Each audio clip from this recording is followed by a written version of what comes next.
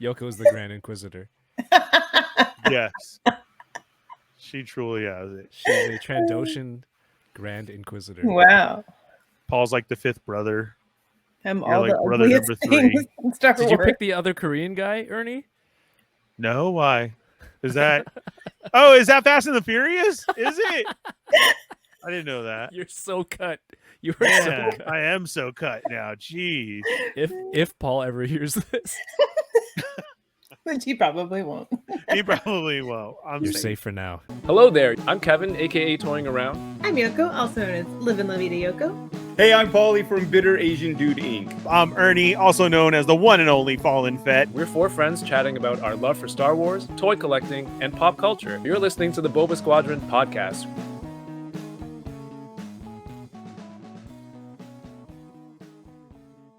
Welcome back to the podcast. This is Boba Squadron episode 9. I'm here with Yoko and Ernie. Unfortunately, Paul's still working tonight.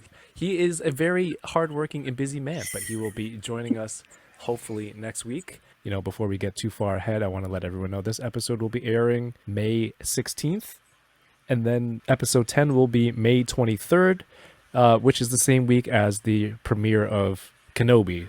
And in case you were listening to this podcast and you just found us, you didn't know, we were just doing this podcast because there's a hiatus between shows. We usually do a live recap of Disney Plus shows, and since Kenobi is back on the 27th, we're going to take a break from this audio podcast at a nice round even number, episode 10, and Kenobi airs on the 27th. We'll do a live breakdown on Monday, May 30th on YouTube, youtube.com/toyingaround. Probably 9 p.m. Eastern. Come join us. We're going to break down the first 2 episodes. Or on Twitch. Or on Twitch, because I never forget about Twitch. Thank you, Yoko. I always do. And then episode 3 comes out June 1st. And then we're going to be doing the weekly breakdowns on Saturdays, I believe. So it'll be June 4th for the breakdown of episode 3. And after that, it's only going to be 3 more weeks. So it's going to be a short run, and hopefully we will return back to the audio podcast. Holy crap, man. We've been together for 6 months. Aww. I can't believe it's already going to be June. We literally started January 1st. Did we? Yes. Kevin texted me. I was in Target looking for toys. He's like, hey, you want to hop on? He's like, but it's the first. I'm like, dude, I ain't doing nothing. It's the first. That'd be Was awesome. it really the first? Yeah, Huh. Book of Boba Fett? Ernie's like, I Yeah. remember the day. I do. The I day I was- became a prospect. I was in Target. Dude, I can't believe it's already June. So that's really sweet to say that June 1st will be, the other one. That's Do you cool. remember what you were hunting for? December, probably the Ghostbusters pack. I think it was. Somebody else needed it. Oh, nice. The exclusive, the ghost of that one. The family that busts together? Yes, 2-pack? that 2-pack. Very Yeah, poorly named 2-pack. yeah. I really like that pack, though. You know, we just recently watched Afterlife. I want to go back. I want to go grab that. I want to grab the whole team if I can. And the I do big too, figures, but I want to find it on sale. It's hard to find it on sale. Nothing against the figures, but it's just like another line I don't need to commit to. But if I'm going to justify it, if it's on sale, then yeah, I had to because it was on sale. You had to. You had to. You don't There's have those items. buys in the store when Yeah. like you literally said no, like no, I'm not getting this, and then you're at Target and it's on clearance and it's like $8, and you're like, oh okay, yeah, now I'm getting it. Well, I thought you said no, yeah, but it was $8, and everybody says, oh okay, yeah, of course you had to. There's always like a I'll buy it on sale figure, I guess, but have to. I'm just saying, it's a little strong. I always see people post, they're like, oh, I saw it on sale and I have to buy it. And I don't know why I get so judgmental in my head. I'm like, oh, did you really have to? But then when it happens to me, I'm like, oh, $2 for Batman? Yeah, I got to get this. Behind me, sitting that whole pile is all clearance stuff Yeah, man. because I see it on stuff, clearance. You got to rescue it. You got to rescue some Yeah. stuff. We like to call it rainy day toy mingos, which means at some time in the future, 5 years from now, you hope that you can throw it up on eBay and make some rainy day cash. For reals. Yeah. Well, sometimes I do that, and that stuff. I like to do a toy drive at the end of the year, towards November, December. So I think that's kind of how it started because I did like a local toy meet, and people were always selling stuff. And at the end of it, if their stuff didn't sell, they'd be like, "Oh, I'll sell it for $1." It's like, why sell it for $1? Put it into a toy drive, and Yeah. Okay. somebody at the holidays, some kid can enjoy it. So I try to remind people now. I've been doing it for a few years. It's like, yo, if it's clearance, you're out buying stuff. Just Yeah. pick up a few extra pieces and throw it in. I definitely save it for then too. That's great. Yeah. We do it with Toy Migos and we do it with Starlight Digest. Starlight Digest, because we're all local, we do lots of toy drives up here for that. And it's cool. I even bring extra, just like you're saying, to hand out people who didn't show up with a toy. Right? Now, here's my question to you. Have you ever felt bad for the toy you've given? Because was it last year or the year before? I gave a bunch of those crappy Jin Ursos. And even I was like, oh, why am I handing these out? Because they all were at $2. Yeah. So I bought a bunch just for that reason, for toy drives and everything. But then like on my third one that I was at and I saw it, I'm like, why am I giving this to a kid? Like, this figure sucks. And I was like, it makes you feel bad. Like, you know what? I'm going to throw in an Obi-Wan with it. The kid who's getting it wouldn't get anything otherwise, possibly, right? So Yeah.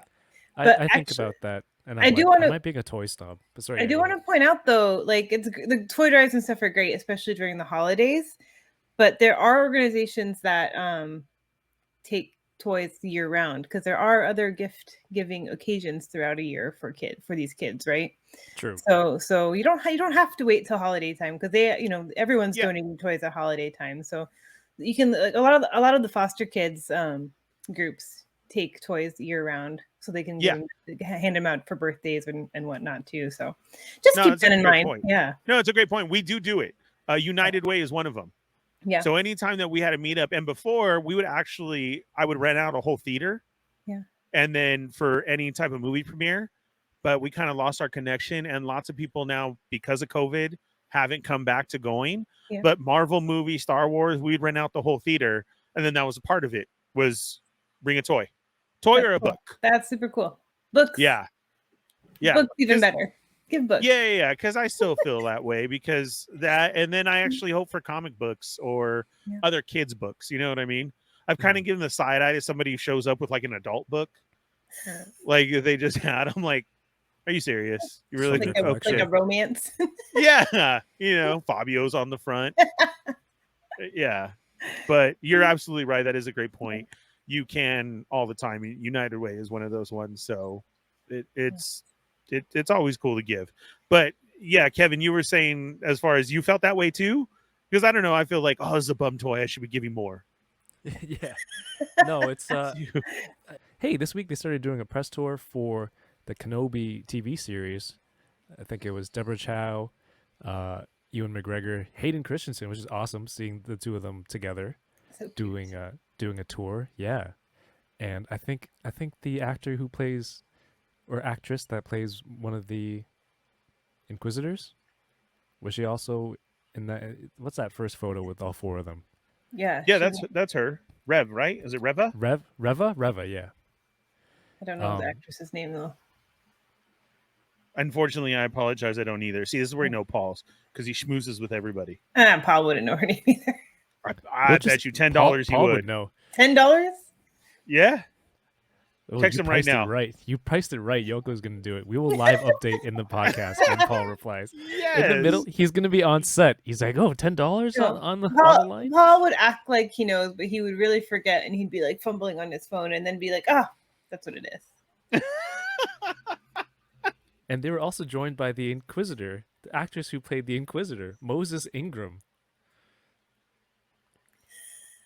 Good. They were all there. You all knew that name. How cool was it to see Anakin and Obi-Wan back together? That was amazing. The whole setup was great. Yoko called it earlier. Yoko, what were you saying? They were what? Oh, I said it looked like they were bounding. They were Disney bounding. Definitely. Well, look, Anakin. I want to call him Anakin. Hayden was the one that caught me first. I'm like, he's totally dressed that's like a great Vader outfit. Yeah, it's got that quilty right? lined striped suit. Not striped. And then I was like, then I was closer at Ewan McGregor. Yeah, he totally was too. the whole light tans and everything. I was like, oh, this is awesome. Yeah. It was great. And then they have their pictures and everything, and that was so the importance to me though of having her there, the sister Reva.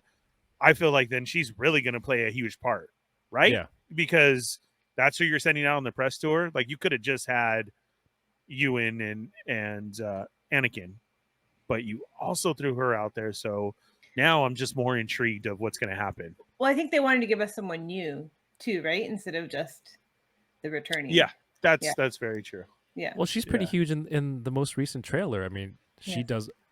There's some Ewan McGregor doing the voiceover, but it's like her shouting at Kenobi as most of the audio in the last trailer. She's like, "You're never gonna escape him" or something like that. You know, she's twirling the saber, so she's gonna be pretty prominent, I think, for sure. I'm just seeing them together. I'm even more excited. And the conversations that they had beforehand, where Ewan called out and he was calling out that, hey, you know, we were given a lot of crap for the prequels. Like some people did not like them.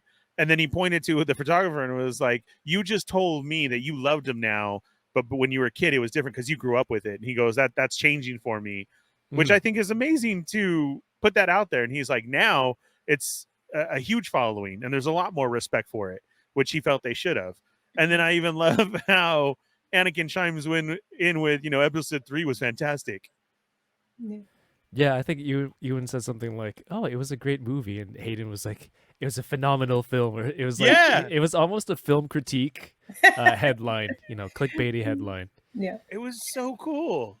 I mean, not like they were going to say anything else, right? But it is nice to see them getting their due. I felt that it was very heartfelt and honest because they were like setting up for the picture, but somebody had the camera on. Because then even more of the honesty, Ewan goes into, if I had $1 for every time that somebody says I have the high ground, he goes, I've heard that forever. So you know, like of course you get that Star Wars play, which kind of always has thrown oh my god, Harrison Ford off of it. Like, oh my god, I don't care because you Star Wars fans are crazy. I know he always plays on it, but he still like leans into that. Yes, absolutely. So I thought that was cool too. You know, it wasn't an interview, it was more of a behind the scenes shot. So to me that felt more real of wow, they're really into this, which I hope then we do get more. I know we haven't even seen this, but supposedly Hayden's already said like I'm down to keep playing Vader. But his Anakin look with that hair, seeing him standing in that all black suit, that's why I keep saying Anakin, like you did, because I just see Anakin. I'm serious. He's Anakin on a vacation day because he was wearing the Disney bound. Like I was looking at it. Yeah. When I saw the pattern on those clothes, I'm like, is this a new Adidas collection? Is this a new North Face collection? I want this kind of sweater. I saw so many people saying they want that jacket. Right? Yeah. It was fresh. I just can't get over the pants though. I don't know why our high waters coming back, but Ewan had the high waters, right? And then, which was so funny, still Hayden's were like cuffed at the bottom, right? Is like, that what it's called? High school. Waters? Because when they come up, I don't know. That's what they were called in my day. It was if yours went above your ankle, they were called high waters. And you were like a nerd if you wore those. Something was wrong. Basically, you knew that it was handed down to you, right? And you're wearing clothes that don't fit you. I'm serious. That's what it looked upon, was you had to share clothes with your brothers and sisters, and you know they obviously don't fit, but you're still wearing Kevin, them. I don't know about that. Kevin, I don't know what it's like to share with brothers and sisters. Right. No, but I do know about those pants. I think with Asian parents, they call it like you're working in the rice fields because, you know, if they're standing in the rice fields, they'd roll their pants up. Right. So that's that's why I was so surprised. Like, oh, that's what it's called, high water. Oh, see, and that's just what I grew up knowing it as. Cultural that was the clash. only thing that pulled me out from there. I was like, oh man, are these coming into style? Because I'm not walking around with high You water. were upset about that. Yeah. Although my shorts hang low enough that it already looks like that. I was gonna say, don't you basically wear that? You got the big old the Dickies shorts, right? Yes, it is. It's the same thing. Still waiting for my sponsorship from Dickies. Man. Yeah, that's all I roll with. It's the most comfortable. That's funny. I don't know why they're always made like that though. So I'm always been used to it. Yeah, I would definitely. I want to know. That's the one situation where like, oh, what are you wearing today, celebrity? And they're like, this is from the so and so collection. It would have been It nice is to Darth hear what it Vader. was. Look, Yeah. if they were women, they would have been asked. I'm just gonna say that. So, okay, on that point, do you really feel like their stylist did it on purpose? Do you think it was a Oh, hell setup? yes. 100%. Yeah. That is marketing. That is. Yeah. That's hell yeah, man. That's the stylist who's in the know and knows that like bounding is Right. the thing right now. Yeah. Yeah. It was completely awesome. Props to the stylist. Yeah. And it's so funny to get hyped from that, right?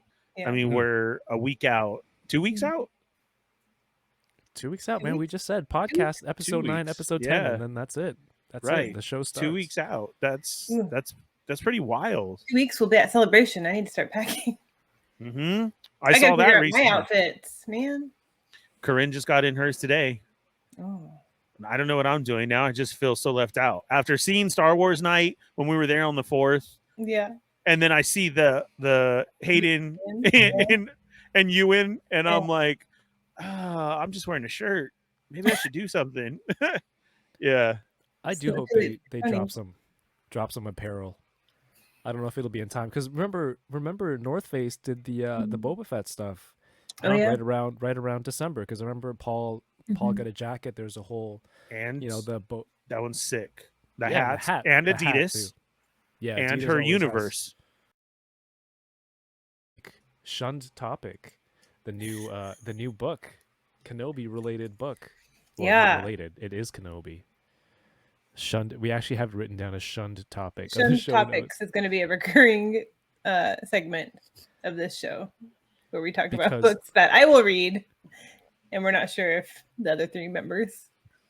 Nope, I I'm going to wanna wait for promote- your full review. We want to promote literacy and reading Um, for all the young podcast listeners. I keep meaning to tell you, Ernie, Boba Fett is part of Dark Disciple. He is a recurring character throughout this book. Really? Yeah. Now you Do piqued his you know our timestamp on it? He No? shows up a few times. I'm No, not done with it yet. Timestamp, I'm saying in the Star Wars universe. So when is it taking place? Oh, well, so it's before Dooku dies. Oh, so we're at young Boba Fett. Yeah. Oh, But he is the leader of the bounty hunter.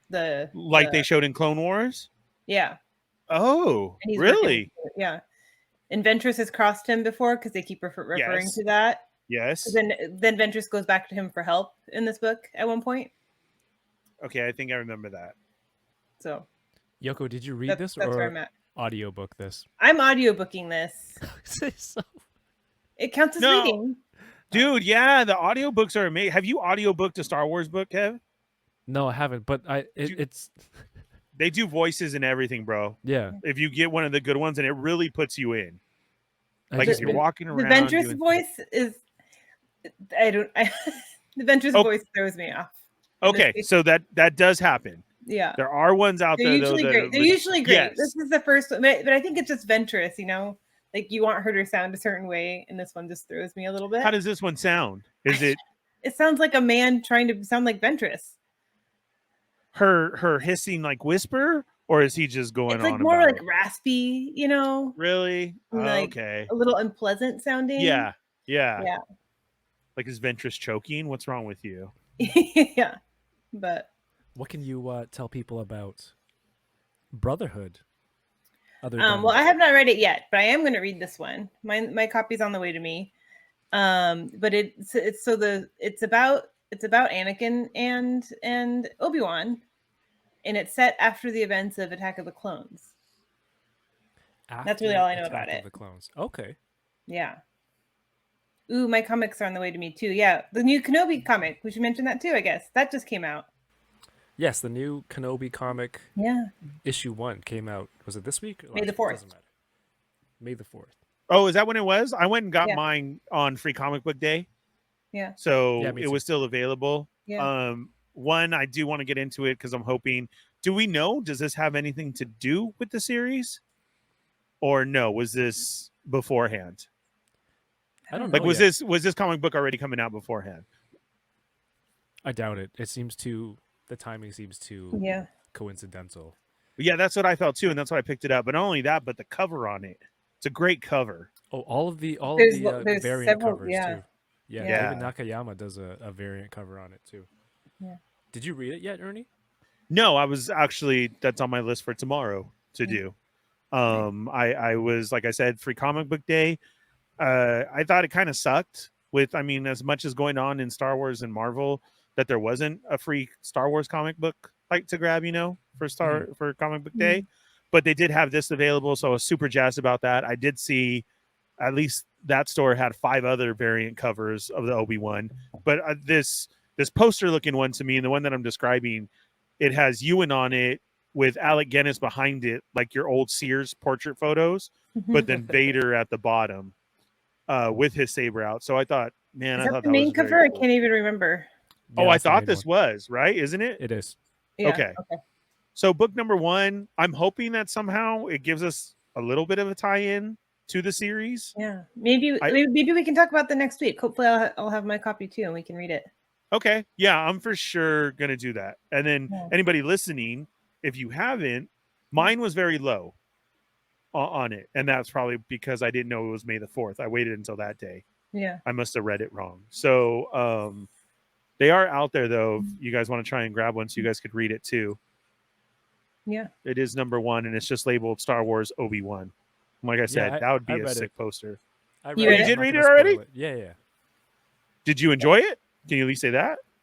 I don't know yet. It's setting up something, and I feel like it's a different story. I don't know if it's tying into the show yet, but again, it's hard to say. So issue 1, it's going to be like a monthly series, I presume. So we're gonna have to wait a little bit longer. What cover did you get? I got the same one as you. They didn't. Okay. My shop didn't have any of the variants, but it's okay. David, yeah. Again, I think my favorite one is David Nakayama. He does a lot of great variant covers. He does What did I get? artwork for Marvel Legends, I believe, and he has signed copies on his website. He has signed graded copies on his website. So I might just pick one up from there. So I just installed Audible to look up Star Wars Brotherhood by Mike Chen. Yeah. And audiobook is 12 hours and 46 minutes. Yeah. My God. Is that how long it takes to read books? It takes longer to read books, I think. Yeah. Oh, for sure. Yeah. So I mean, wonder I that's never finished them. them. That's Yeah. them saying the whole book out for you. So Yeah. it's pretty cool to throw on in your drive, walking around the house, doing this or that. I kind of scoffed at the idea of audiobooks counting as real reading until I started doing it, because I used to have hour-plus long commutes, each way to work.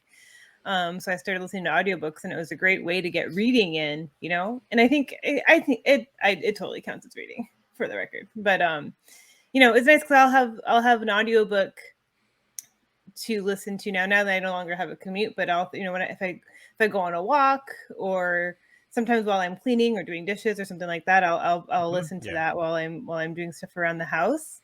And then I'll have my hard copy book that I read, in the evenings or something sometimes too. I don't like to read too many books at once. That confuses me. I forget what's happening where.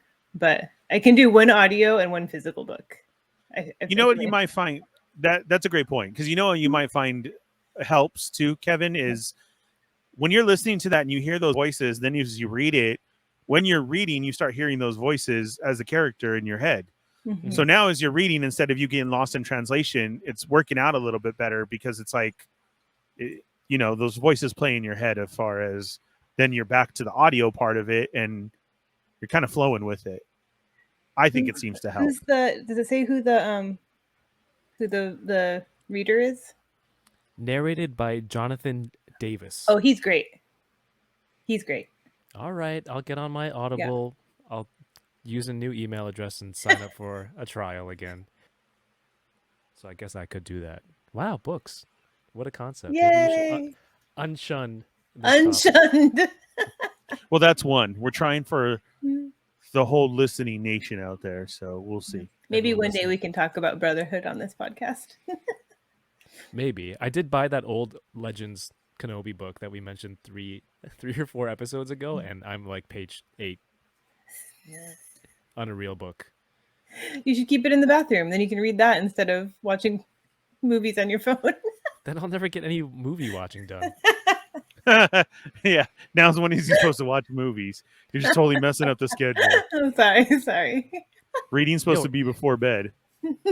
Yeah, how else am I supposed to pass out? Right. Oh my God. But yo, speaking like we joke a lot about me watching my content on my phone. Yeah. I was looking at some YouTube stats from one of my videos. I showed it to you in the chat. The May 4th stream that I did, over 50% of people watch the stream from a mobile device. Like you can see the stats on YouTube. That's insane. Oh man, maybe I should have waited for Paul to show up before I gave that statistic. That's very cool, though, man. That's- I mean, your high, congratulations to doesn't it? that. It does, because you're out there doing your thing, and for somebody to be on a phone, to me, if I'm looking up something on my phone and watching it, that's because I'm completely interested in it. I'm not searching. Somebody didn't tell me. You get what I'm saying? That watch comes up because they watched it, right? Not just because they searched you or just looked at it. So somebody is giving their time on their phone to you to be committed. And I think you get a big congratulations for that, man. You're out there hustling and doing it. You're obviously doing something right. Oh, thank you. I wasn't fishing for compliments. I just wanted to say, like, people Congrats are watching on the stuff on 100 their phone. points, Jeff. Yeah. I wanted to say, yeah, people are watching stuff on their phones. Maybe not like, yeah, Paul's definitely right, though. Big time Hollywood directors aren't like, I don't know. Do you think they keep that in the back of their mind? Just like so many, not Kevin specifically, but a lot more people are watching on their phones. Well, yeah, it's, I don't know about you guys, but in my movie theater, it's the first thing that pops up. Yoko, you just went and saw Strange. Do you get What? that before you sat down? I get what? Recently that I've gone in the past couple months to the last movies, there's only been a couple that were all Marvel, right? Before the movie starts, it shows the black screen and it shows a little thing and it says movies weren't meant to be watched like this. Oh, yeah. And then it goes the full screen of the theater and it says, this is how you're supposed to do it. Welcome back to the theaters. And I thought of you, Kev. I did because Okay. I was like, oh. This is I can hear what Paul's gonna say, but we cannot compare our toy unboxing YouTube shows to like these cinematic experiences. Like Yeah. there's a little Well, bit of difference. I was the congratulations because I was your May the 4th Toys R Us one, right? Your little Yes. collab there. So that's what I'm saying is that's cool. I saw that little microaggression there, the little collab. No, I'm kidding. But yes, no, Paul totally. Your 100th episode is probably going to be all on computer, not on cell phone. Paul definitely would have said that. Thank you, substitute Paul. Very good point. Oh my gosh, I don't know why that just triggered in my brain too. But so in the Dark Disciple book, the narrator when the narrator's speaking as Boba Fett, it reminds me of Paul's impression of Boba. Oh, for real? He sounds like Paul doing Boba instead of just Boba. I mean, it's not bad at all. It's passable, but for some reason, it's passable. It's better than passable. This guy's been doing book narrations for years. I don't mean to insult him at all. He's a professional, but and Paul is not. No. I don't want to come across as I'm dissing this narrator because I don't like his Ventress voice. Like he's fine. He's great. But for some reason in my head, his Boba Fett to me sounds like Paul doing Boba Fett is all I'm trying to say. Yeah, It's the views of Yoko do not reflect the Boba Squadron. You can still send us books, Lucas books. We'll take them and talk about them here. Yoko, your version of it's fine, it's great. You know, when you use that for the outro, I feel like it has a certain different meaning behind it. It's fine. He's fine. He's great. He's doing good. He's great. We're all good here. I mean it this time. I don't know. When you do your outro, I go immediately to Han Solo. And I don't know if that's what you're channeling, but that's what I always hear when you do I could it. see that. What? I'm not Han. How are you? Han in Jedi when they took over the thing and they say, in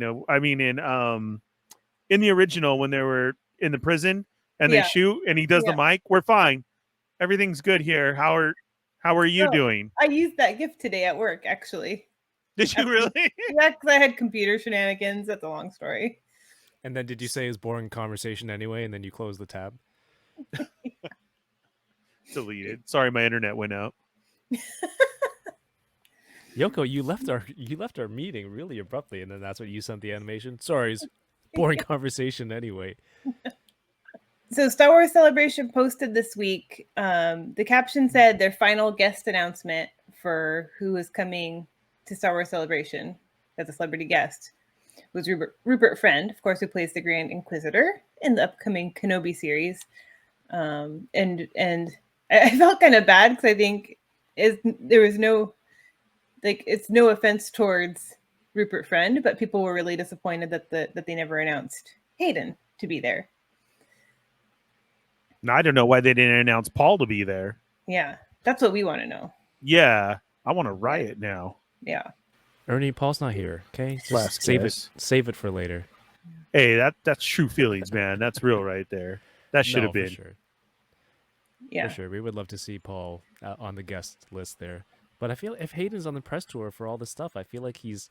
What if they just A bring him on surprise? a huge wow factor? You know. They said final, but I don't know that I believe it necessarily, you know. I would love this. He comes out during the whole what are they called? The press things, the panels? the panels, thank you. Yeah. Comes out at the panel with Ewan. And you Yeah. know, it'd be amazing if then he goes and sits with Ewan during Ewan signing stuff. That would be like legit. Then you don't That's have to not worry. going to happen. There are dollars just at play. saying. There are dollars at play here, sir. Lots guy's- of dollars. He seems pretty People cool to to me. I think he would. And then all of a I'm sudden, not saying he wouldn't do it. I'm saying Star Wars Celebration wouldn't allow for that. oh, all right, I got you. The amount of money they could be making.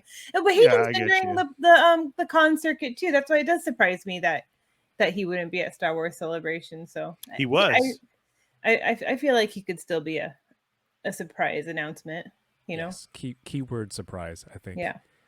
Just like a big grand kind of appearance in the middle of the center main panel, for sure. Or the last week. Like they might announce it like, a couple days before so they have the time to sell their photo ops and autographs. But We got 2 weeks. yeah. So let's announce it next week. Oh, are you doing the announcement, Ernie? Let's Yeah, announce it. I'm gonna Oh, go nice. ahead and do it. I'm announcing Congratulations. him. It's gonna be a surprise when Paul's get there. He's gonna jump in photos like Kyle does at weddings, and then it will be awesome. To understand that reference, catch episode 100 of Unboxing Thursdays. That's a great segue. Congratulations on 100 episodes to Toying Around and the Enablers who all showed up on that one. Thanks, man. I didn't win an Optimus Prime, so we can go on. Talk's over. But It's weird though, like 100 episodes, but then we've done like, Bad Batch, 15 episodes, Boba Fett. 100 a lot more episodes of streams. Unboxing Thursdays alone means you've done like a lot more overall. Streams. Yeah, I wanted to And say then a now. number, but I didn't know what number to go with. you could have picked any. 200 episodes. you guys were still Wow. on, and I did Toy Migos, and the first words out of my mouth last night were, "Congratulations, Kevin. I remember my first 100 episodes." Oh, It's funny. I'm saying. I'm trying. No, it is. You're definitely a veteran, man. And This is that's this why- show right now is number 967 for me. So quite mouthy for a probationary process. Yes. Paul's not here to cut me. You think only Paul has firing powers? No, I'm actually more scared of Yoko. That was all. We all Yeah. are. I know that was mentioned last night. That was the first thing I put in the chat last night. Was whatever Yoko says. That's Yeah, it. Yoko's the Grand Inquisitor. Yes, she truly has it. She's a Trandoshan Grand Inquisitor. Wow. Paul's like the fifth brother. I'm You're all like the brother ugliest number 3. things in Star Did you Wars. pick the other Korean guy, Ernie? No, why? Is that? Oh, is that Fast and the Furious? Is it? I didn't know that. You're so cut. You were so Man, cut. I am so cut now. Jeez. If Paul ever hears this, Which he probably won't. He probably won't. I'm you're safe. safe for now. You're safe I for am. now. I'm safe for now. Until you use it as the cut. And then, of course, he's going to see it. Yo, you know what? That's Right. perfect. Yeah. That's a perfect promo. Thank you, Ernie. We're gonna note that down. how do you two feel about Your for next volume, because week's it's really low again. again? Come on. All right, let me get in There you here. go. Let me That's get what you in got to here. do, man. The Oh, whole yeah. time, just be right there. Oh yes. Boba Squadron. How do you two feel? How do you two feel about rewatching the prequel trilogy, 1, 2, or 3, or just 2 or 3? If you don't like Episode 1, just to rewatch it before the start of Kenobi, because even in the press tour, we heard Ewan was like, "Oh, it was great to revisit the films, go Yeah. back, rewatch it after however many years, and see everything." So, how would you two feel? Because this is Episode 9, and then the series comes out after Episode 10, so we could watch it for the next episode. And Yeah. I've recently rewatched it. It's great. I think Episode 3 was a lot better than I remembered, and even all the CGI. I thought for the kind of movie that it was, looks great. Maybe we should save it for the conversation next week. But homework for next week. Yeah, I'm into it. I'll watch it. I'm totally down. I'll do 1, 2, 3. Yeah.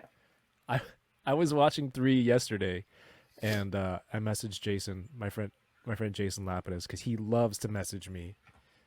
Hey, guess what? Attack of the Clones is on Showtime. Episode 2 is on this. I'm like, Jason, please. I have Disney Plus. Why you don't need to keep doing it? I think we had this conversation before about movies just playing in the background. So I messaged him. I'm like, hey, guess what? Attack of the Clones is on. He's like, where? Oh, that's messed up. And I sent him a screenshot of Disney Plus. So I finally got a chance to do it back to him. And then he was like, "Oh, what a time! What a time to be alive!" That's so messed up, man. Oh, Because boy. I would have too. If you were to text me that, I'd be like, "Oh, TBS, Showtime. What is it there in Canada? Tell me now. I need to put it on." I love that. Get on a VPN and watch. But yeah, I was in Disney. I was in the Disney Plus app looking for something else to watch after finishing my homework for this week, which was The Princess Bride, and I still have to pause, slow down every time because I'm tempted to mix it up with Princess Diaries. Which Did you was not watch Princess Diaries? No, because I went to watch Attack of the Aw, Clones. I don't care come about extra on. credit. You don't I care was about never- what? I I was couldn't never hear the- you because your volume's down again. How? I'm like eating this mic. I don't know. I was never a extra credit kind of student. Oh, letting your people down. Princess Diaries is a good show, guy. Give it a chance. Princess Diaries is super cute. Is this better? Yes. I feel like I'm talking at a normal volume too. But to me, like now you match Ernie, from what I'm hearing. Match Ernie. No. So Ernie's like Meek Mill. It seems like he's always shouting out of a helicopter. What? You know Meek Mill, the rapper? Get it? Oh, okay. Yes, I do know Meek Mill is a rapper. Man, we had it. We were right there with the Princess Diaries. Yes, my homework this week. Princess. Shoot. Princess. Damn it. Princess what? Notebook? No, Princess Bride is what we were supposed to watch. Princess Bride. Yes, that's right. Princess Bride. So, Princess yeah, I mean, Diaries is what I wanted to watch. Yes. and you did, didn't you? I did. I watched it Yeah. first. Did you watch both? I did. Nice. Yeah, I've seen a lot about this movie, and right off the bat, I'm down because it's Robin Hood Men in Tights. That's the main character, so I was already into it. Sorry. Did you guys have popcorn? Yo, I've been ever since the popcorn talk. Yeah. I found a case. I found a case of microwave stuff in the pantry somewhere, and I've just been eating like a bag every day. Oh man. So Extra I got butter. to go see Strange and I got it, and dude, we must have jinxed it or something. I spilled my freaking popcorn 3 times during the movie. In my seat reclining. Man, I annoyed really? the lady sitting next to me so bad she was counting. And But you when didn't the buy an extra third- seat? No, it was full. Remember? That was the whole talk about that. It was full, so I didn't get to. And Right. see, this is a good point. Why? Because that lady was making fun of me.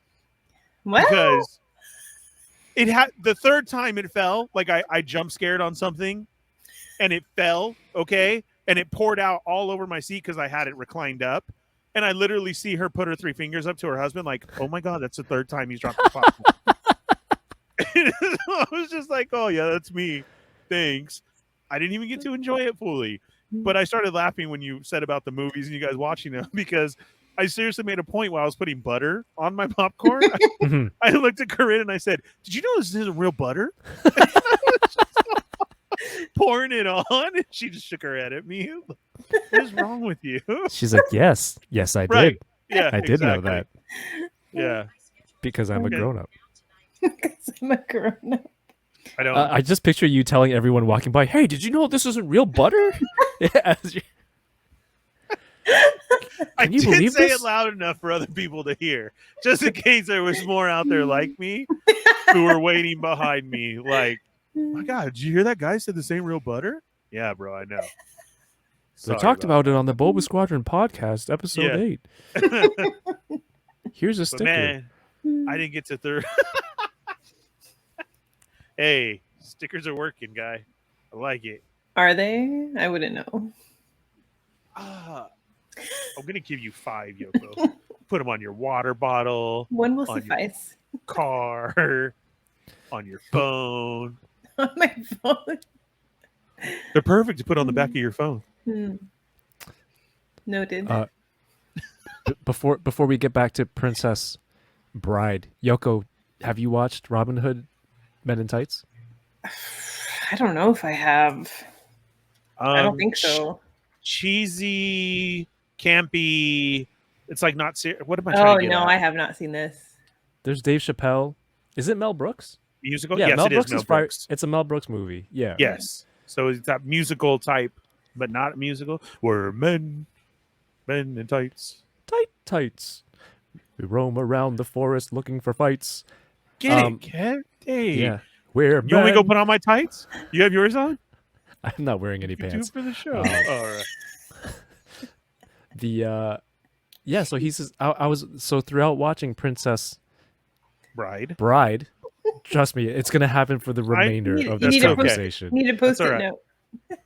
Oh, that's true. I could just look at the show notes. But for the entire movie, every time I saw him, I'm like, did Robin Hood Men in Tights come after this? Because I could see why they're like, he's perfect for Robin Hood Men in Tights. Like, what Yeah, what is Men in Tights Princess? was after?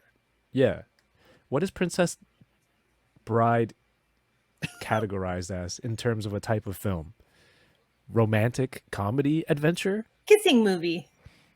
Aw, Yes. perfect. Good Nice. job, Yoko. Thank Yes. you. I watched it.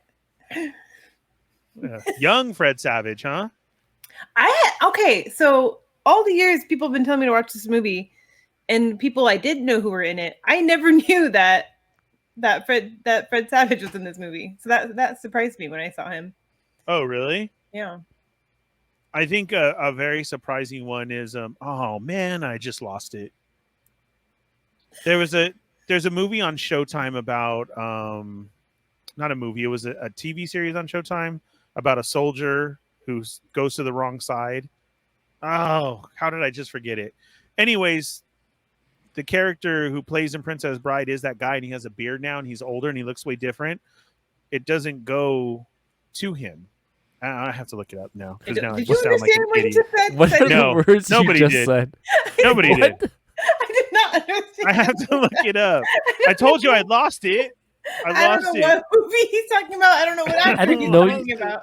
I didn't know you meant you lost all brain function. I know you You know lost what? your If train Paul of thought. was here, he'd know exactly what movie I was talking about. He'd be like, "Oh yeah." The guy I- who doesn't I- have a beard now has a beard and then goes to the other But side. you weren't talking about Fred Savage. You're No, talking about I was talking Carrie- about Carrie Ignacio Elwes. Montoya. That Oh, Mandy Patinkin. yes, Yeah. he was on a Showtime show series. Homeland. Thank you, Homeland. I that's- just needed a couple wait. more keywords, and I would have been able to complete that Is for you. is he the He older? saw on Homeland. He saw? Yeah. Holy Yes. crap! Yeah. I know. See, that's what. Don't they look so different? Very different. You Well, I could mean, see it in how the many eyes, decades though. apart? But like, You could see it in the You're eyes. you're absolutely right. If you just focus on the eyes, Yeah. you can see it. But Mhm. like, when that gets credit to him, like, no, you're wrong. That's not him. Oh my God, it is him. Because Yeah. that name sounded familiar to me too. But Oh you man. know, See, Wait, I so your told you I lost a description big of time. wait, hold on. I want to go back to your description of Homeland. A soldier who goes to the wrong side. Yeah. And it was on Showtime. How could you not say Homeland after that? You nailed it after. You knew exactly what I was talking about. You know who else was on Homeland? Grand Rupert Friend. Inquisitor. Yeah, Who was Rupert Friend in there? he was Quinn. He was my favorite part of Homeland. I quit watching after that. Really? Yeah. Wow. See, I always try and bring it back full circle. Homeland. That's a good point though, because bringing up the I'm what it was Inigo Montoya was my, what's the quote? Whatever it is. I know it's like a meme. A lot of people use that, or it's like I don't think you know exactly. That word means exactly what you think it means when that guy keeps saying inconceivable. So Inconceivable. That's always it's so meme thing worthy too. that like I was interested in watching it, and I'm glad I have. I actually really enjoyed the movie.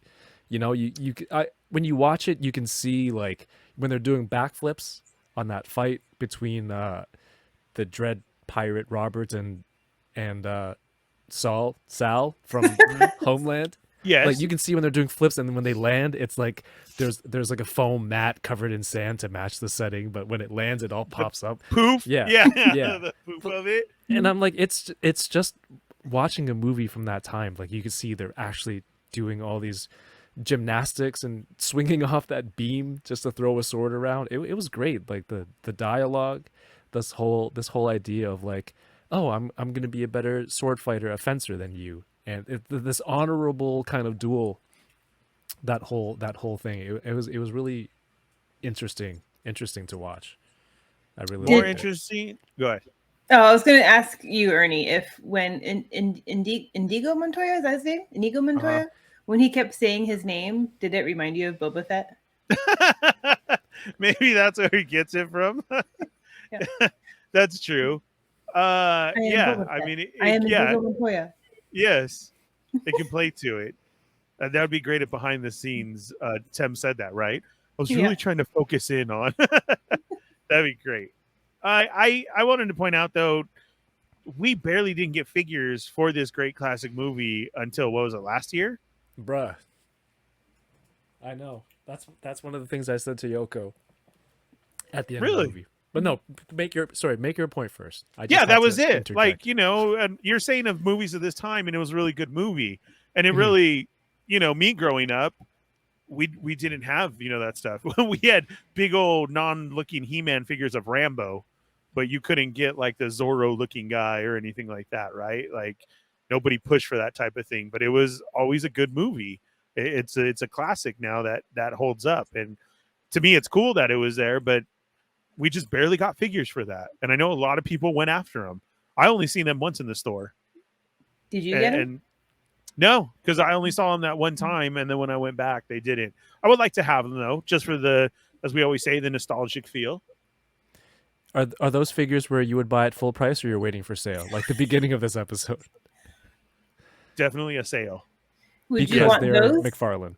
Or would you like hold out for something else? If they were to say somebody else were to do them, I would hold out. Yeah. I like the Andre, and that was my next thing to you guys. Andre the Giant in it. What'd you guys think? Yoko, you want to go first? No, well, I want to say something, but we teased it, so I can talk about it. It was a very Andre the Giant filled week for me because I have been working on copy for the Andre the Giant Ultimates figure that Nice. comes out next week. We just teased it the other day, and so I had just I had watched his WrestleMania 3 match just to boot. Seriously? The Hulk Hogan match? Yeah, I watched it on YouTube when I worked on that copy just to try to get some references to work into the copy. Nice. So I watched that, and then I watched Princess Bride after later that night. So I was like, it was a very big Andre the Giant week for me. But no, he's great. He's great in it. He's fine. He's fine. He's fine. It's all fine. It's funny because I actually feel like even at that time he did well. Mm-hmm. He was this huge person who just did wrestling and was supposed to not do this. And I felt like he nailed his lines, his comedic part of it. Everything that he did was awesome. And He I kept think, rhyming. He kept yes, rhyming on the boat. That part Yeah. cracked me up. I thought he was very charming in this, actually. Yeah. yes, Yeah. right. It was a whole nother side than wrestling. And what I'm trying to get at is it really sucks to me that he never gets credited with this. They always go back to Hogan or The Rock or John Cena, of like people becoming like huge superstars, right? Mhm. But yet Andre the Giant was the first to do it. Yeah. Yeah, I was Like, gonna to ask. I be don't in the- follow wrestling. Was he the first kind of crossover? Yeah. I mean, in all honesty, to have this big, and it's a cult movie, right? Like, hmm we told you guys to watch it. Like, oh, it has a standing and like that. That's what I'm saying is it really sucks to me that he never got that credit. Because, he's Andre the Giant wrestling. And the one that you just called out for WrestleMania, that's a pivotal moment in wrestling, but it still always falls back to Hulk Hogan. Right. But I think the only I like that he gets a lot of credit. There's a Rock series out there on NBC, Young Rock, where it shows him growing up in the wrestling world because his whole family was a part of it. And Andre the Giant was a huge part of his family, and that guy who plays it, I think, plays it well. You get to see that soft side and the comedic part. Yes. I did watch the wasn't there a documentary on him on There's an older one. No, it was a few. Well, when I watched was a few years ago. I want to say like on. I can't remember. If it was I can't remember if it was like a 30 for 30 on ESPN or if it was like something on HBO or Showtime. Okay. But I watched that and it really told his story, and I thought that was really, really interesting, and I learned a lot about him and like this the shit he went through. Honestly, like he did not have it easy. No. Like they were like the stories about like like it was kind of dehumanizing. Like he. Like I don't know, the one that I like think about, because to me this is so mortifying, so embarrassing, was like he was on the airplane, he can't fit in the bathroom, so they stuck a bucket in the hall, in the aisle for him to use. And they would charge him for the extra seats because he didn't fit in a seat he was like either. A circus animal, like yeah. That's what I'm saying is I think it sucks because when you see him in this, because it'd be one thing, right, for you guys to see it like, okay, he was but no, like he plays a great part. He does it up, and to me, as always a person of movies and a fan of stuff, I think it really sucks that he never gets credited in that way. Because to me, he was the first one to break that. If not, he actually paved the way for Rock and everybody else to be able to do other stuff than I'm just a wrestler.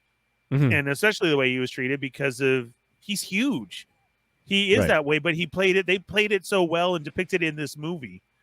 Like when the very first time when they meet and his hand goes behind her head, like, do you see that? His huge hand? Yeah. Like, he could have crushed her. Giant fingers. This was an HBO. It was an HBO documentary that came out in 2018. It looks like it might be on HBO. I'm going to check that out. Yeah. Yeah, no, I will. So I think a lot with Princess Bride, and to see that he has a figure. You guys have done a figure now, Super 7. I think that's very cool. Because I think he should, yeah. You brought that up in the show as well too, Yoko, about his vest when we were talking about vest, and you're like, no, Andre the Giant's vest was this. So you have had Andre week. I just wanted to say that. Yeah. You did, yeah. Yeah, I did. He's been on my mind. I like the credit that he gets now after it. So I thought it was really cool that to say that they had a Princess Bride set of figures that we finally get, and he was thrown into it. That was awesome. Because I felt that was a respectful thing. And this movie is a stand-up movie. And I think that's awesome that you guys really did enjoy it. And then I did look it up, Kevin. It did come out way later, Men in Tights. And I would definitely have to say that, that played on it for sure. Like his ability to play that kind of the swashbuckling rogue hero, but also come off charming and funny. But because I mean, it's almost still the same, right? Don't you feel that way? Yeah, for sure. For sure. It's a little bit more silly, obviously, in Men in Tights. I was gonna say I did not say I enjoyed it though. Oh, really? It was just a movie to you? Look, I'm glad that I watched it, and I can see why so many people do love that movie. And I think like I loved Mandy Patinkin's performance in it and Andre. It's just it's that humor is not for me. It's like I did not realize how silly Oh yeah, this it was a movie lot was. silly. Like Yeah, I thought it was a little bit. I didn't realize it was that kind of that comedic. I guess going into it. So I don't know. That's just again to continue my I don't like comedies trend. But Did you like the narrating part of it though, with the grandpa and the kid? yeah, Like but he's the like one telling the story. couldn't they have taken that out and just told the story? Oh, here. This is where I'm gonna. I want to mention it. The whole like, what kind of movie would you classify this as when I was watching it? It's a romantic adventure, Mm-hmm. right? But there's some comedy and stuff, and then I realized maybe it's not in any category. It's a book, but yeah, it's a story that the grandfather and the characters are the actors are just credited as grandfather and grandson, but it's just a story, a tale that he's reading to the grandson. And could you kind of explain like, oh, this random silliness, it's just how the grandfather is reading it. You could say like how he's narrating it to the grandson, that it comes across. Maybe that's the grandfather's style of humor, and that's how because everyone you read books to your kids, Ernie. I do it too. When you do voices, you kind of take it on a certain way. When I read Mulan to my daughter, I always do the emperor in like the super exaggerated voice, right? He's like, Yeah. "Oh, you have brought honor to us all," But like, so could it be like the meshing of themes that doesn't really let you categorize what it is? It's just the way the grandfather's telling the story. And so, as Yoko had said, it could have been a standalone movie by itself. Mhm. And as I got older, is exactly what you're saying, Evan, is I saw it as that. Is you play it more into this is the grandfather trying to bond with the kid who wasn't interested in the beginning, but I'm going to make it interesting for him. And your grandpa Mhm. tries to do funny stuff.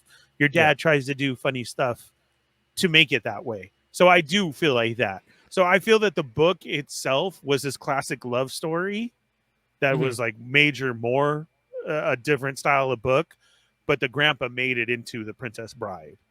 The whole funny part, like you're saying, can't you imagine the grandpa playing those parts of each one? As we were just talking about audiobooks, this was the grandpa's take on it. As I Yeah, he got put his spin on older, it. that's what it turned into for me, was that like Grandpa adding the silliness. Okay, I can Uh-huh. buy that. I can buy that. Yo, what Yeah. was that giant rodent? Like, how did they pull that off in the movie? Was there somebody in that suit? Yeah, everything was old, just like how you were saying, as far But as was it a puppet with people? Like, I was trying to figure out how it was done. Was it a puppeteer underneath the ground, or was it like a small child? Because they beat the crap out of this. Oh, I hope it's not a child, but they beat the crap out of that giant rodent. He's rolling around in it, and then it gets up and walks away. So the part that's where they hold it is not, but I mean, all our old movies were done. Oh my God, what is Muppet style? Kermit the Frog and them, yes, from underneath Yoda, from all of that. So Right. puppeteering underneath, and anytime it was that, then you're just with a standalone creature, Yeah. and that's all it was. Only if it was moving and walking, and not to say this, but then they would use little people for a lot of those roles. But on that, I could see total puppeteering. All old. I love the part when the rodent jumped on him. I'm like, did they just take this? So much was off camera. They just chucked it at him into frame, and then To you throw. just, that whole forest. Yeah, that's the kind of silliness where I'm like, it's a cool adventure, and I really liked it. And then it would just be weird little jokes here and there that was like, okay, maybe this is Grandpa, because he's losing the kid's interest and he's trying to make it funny. Puppeteering back in the day was so much, dude, that it even scared me. Like, I didn't like the Dark Crystal. Those puppets were scary. That's an old movie too, where it was all Jim Henson, Creature Shop, and all those creatures from the main ones to the little. They're freaky looking. So yeah, the way that they do it, I would definitely say that was puppeteering. Have you watched Dark Crystal? Did you? Kev? Did it freak you out? No, I'm know asking what that Kev is. if he's seen it because I haven't. Oh No. I've seen the toys. I know they're Yeah. freaky looking. yeah, because they just had a rent of those too, and it's even worse in the movie. Yeah. Yeah, we will not be doing that for homework. No. Dude, compare that to the Disney Gallery I watched last week in Book of Boba Fett, when Luke's training Grogu, and Grogu's flipping, he's jumping across the logs in the water, and he's doing flips. It's just a guy holding a Grogu on a stick, and I he'd was just land gonna it on say a that. log, and he'd get up and flip it, and then put it. I haven't And watched that yet. they're all I in gotta gray watch that. suits. I haven't either. Yeah. Yeah, that's Yeah. old school. That's It's cool. exactly what I'm talking about. Is what they would have done. So you're definitely not exaggerating to say that. Did they just pick this up and throw it at them? Yes, absolutely. Yes, they did. Hmm. Yeah, because that was our movie making back in the day, which is so great. Yeah. I just did a show, and this brings up as you say that too. Have you guys ever even seen the original Star Wars, the non-specialized versions? A long time ago, I think. And Probably then I think not. they tried to You think? erase it from Yes. history. Yeah, and that's again about talking about old productions of movies that I think kind of sucks. That, and I did think about you guys. I was like really seriously like, has Kevin and Yoko even seen a non-despecialized movie? Because of you guys are younger, and even though it is that like what 12 to 15 year bracket, they're gone, and they don't bring them out for you guys anymore. You would literally have to see it from somebody. Yeah. They have to have. Well, like, sorry, what kind of media is it available on? VHS only? Yes, and Laserdisc. Ooh. Maybe someone did a transfer, because I think when I got into they Star are out Wars was there. when Special Edition came out. Okay, but that's Yeah. what I'm saying. Have you seen the original? I'm sure I haven't. Yeah. See, and that's what I thought about is You know what? old movie making. Yeah. I don't think I've seen despecialized. The stuff that I've seen are like documentaries where like this was the original scene and this is what George Lucas put CGI over to cover it, because, and you know what, you can't hate on that, because like years later you're like, I don't like how this looks, so I'm gonna try to redo it. But I think I've only seen the clips of stuff that he's updated. Yeah, I can understand it, and I do, but at the same time, I wish there was an option on Disney Plus that said that. Oh hell yeah. That Yeah. said, not canon, but here's an original cut for those who have never seen it before. But what Because if it is, George- to me, it's lost. What if he's like, I'll sell this to you, Disney, if you never put that out there, my original version. I think it was kind of stipulated, in all honesty. I agree know with it you. goes I would back love to to who see it. owned it. Yeah. I would But love that- to see it historically, how it looked. It just gets to the point. You guys brought up great points of it being an old movie. Yoko's take on it, until, like I said, I grew up and I saw it differently. You thought that immediately, but then you brought up of how they did stuff back then, and it's like, to me, how we remake old movies now, like I wouldn't want to see this redone into a new way because of all that. When they do land and you see the dust, or you see that mat, or you see all the different, that boat was really tiny. It wasn't a big boat because it was a set, but you imagine it as a big boat, right? Like, Yo, when they climbed the cliffs and you were led to believe that Andre the Giant baby wore one dude, the two of them just on a saddle on his side, and he just straight did arm pulls with no leg movement, not even the rope hugging against his body, just straight out in front of him, up like however tall this cliff was. That's insane. movie making. Yeah, man. That's great. Hollywood. Right. I love it. Hey, so when you watched A New Hope, Jabba the Hutt was human. No, Jabba the Hutt was not human. that. He was Jabba the Hutt that showed up later in Return of the Jedi. That's when you saw Jabba the Hutt. You guys got to see him because he was added. He was supposed to be a human first. So those old shots where Han walks around him was just old. Then he put him back in and he covered that dude up who was the Jabba character and put in a skinnier, smaller Jabba in A New Hope. So the first theatrical release didn't have that scene of him being confronted by Jabba. Yeah, Boba Fett was re-added, right? Like later on, because people thought he was good. But there was like a Greedo looking roadie in there too, the clothes. Dressed totally like Greedo. Yeah. But Greedo got killed. So, so then our head went into, so every Greedo is a bounty hunter? All Rhodians dressed the same? Exactly. No. Right. Okay. That's what I've always wondered. If you saw the Yeah. human version, no, you didn't see the human version at No. all. You didn't get that scene. We didn't I even remember get that whole I've cut. seen that scene. It was a guy wearing like a furry vest, wasn't it?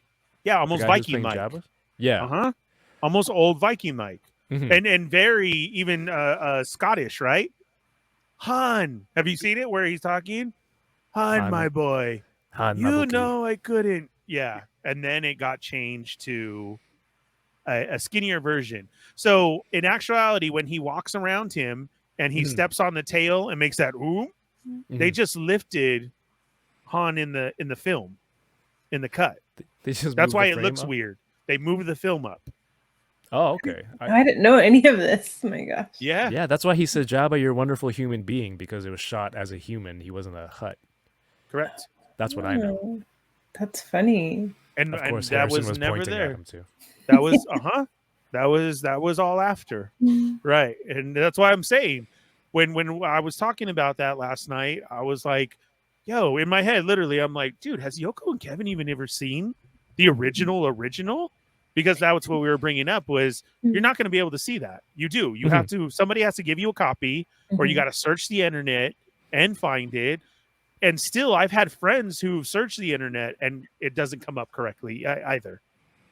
It will still give you one of the other cuts because it's been cut many a time Yeah. until the final version that we have. I mean, even as we get into bring it back for full circle, the prequels were different. He even went and recut prequels like Yoda. Yoda was a different puppet. He was ugly as all hell in the originals. And then he made him to look better. You guys knew that, right? That I think I've seen. Yeah. Okay. Yeah. See, so that's what I'm saying is that's like Lost. But yeah, that's it. So the huge Darth Vader and Obi-Wan fight is white sabers mostly, the sticks that they fought with. Right. Because in 77, it was hard to make it the color and to stay there. Right. Or if you saw Luke across the way where he yells, you see their white sticks hitting each other the whole time they're fighting. Right. Because it was far away. It's him yelling. Yeah. Well, he's probably like, well, everyone's going to be watching this on cell phones in 50 years. They won't even tell the difference. Who's going to notice that? Yeah.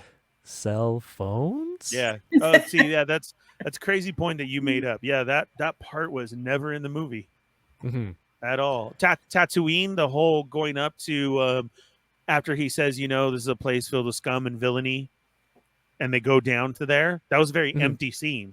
That there wasn't the cars or the creatures or the houses. That was all added in later. Right. It was very you can tell little. which stuff is obvious because they added a lot of CG stuff to kind of build up the world, and then there'd be like aliens doing Jar Jar level hijinks. Then you'd know like, oh yeah, that's very obviously from which era, which year that they added it into that cut. And removing some of the aliens from the cantina, that still doesn't make sense to me. I don't know why we did that. Was it the Wolfman and Hyena? No, the Wolfman and the Devilman. There's two Wolfman, two different type of wolf guys, and then there's the Deveronian. The original Deveronian looks like the devil sitting there. He looks like the Twilight Zone devil.